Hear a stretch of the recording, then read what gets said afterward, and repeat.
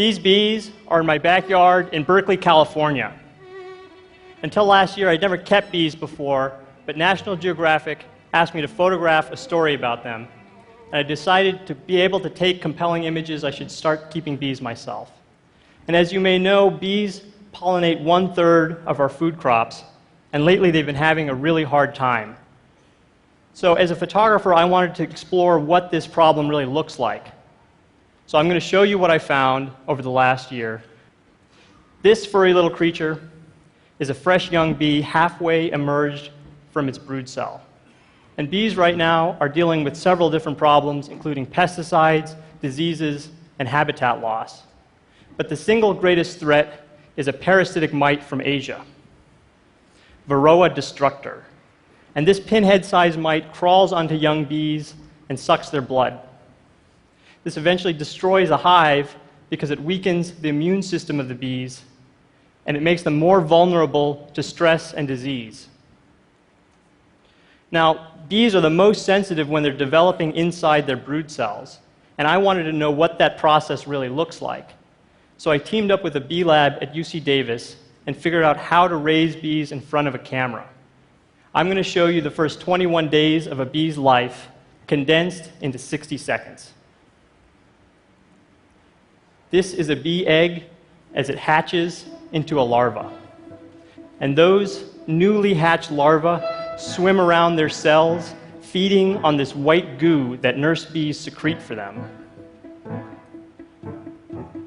Then their head and their legs slowly differentiate as they transform into pupae.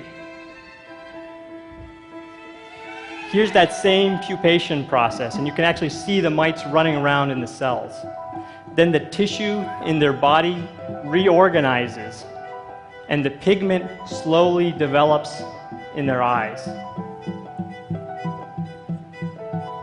The last step of the process is their skin shrivels up, and they sprout hair.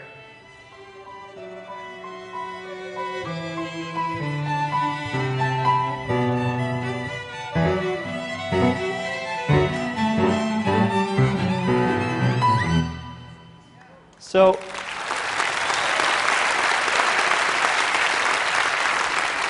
you saw, as you can see halfway through that video, the mites were running around on the baby bees. And the way that beekeepers typically manage these mites is they treat their hives with chemicals. In the long run, that's bad news. So researchers are working on finding alternatives to control these mites. This is one of those alternatives. It's an experimental breeding program at the USDA Bee Lab in Baton Rouge. And this queen and her attendant bees are part of that program.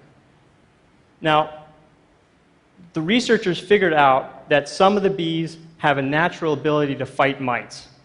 So they set out to breed a line of mite-resistant bees. This is what it takes to breed bees in a lab. The virgin queen is sedated and then artificially inseminated using this precision instrument. Now, this procedure allows the researchers to control exactly which bees are being crossed. But there's a trade-off in having this much control. They succeeded in breeding mite-resistant bees, but in that process, those bees started to lose traits like their gentleness and their ability to store honey.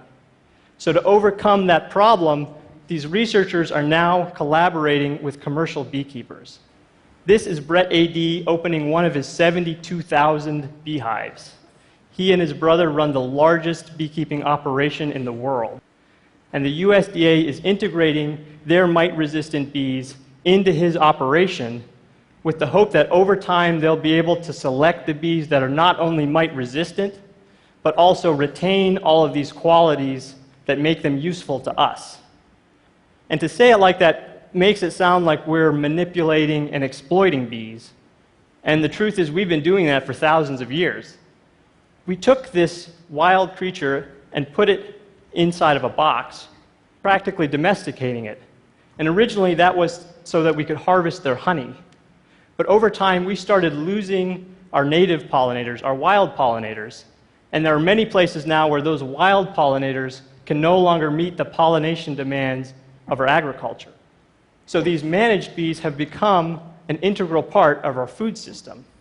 So when people talk about saving bees, my interpretation of that is we need to save our relationship to bees.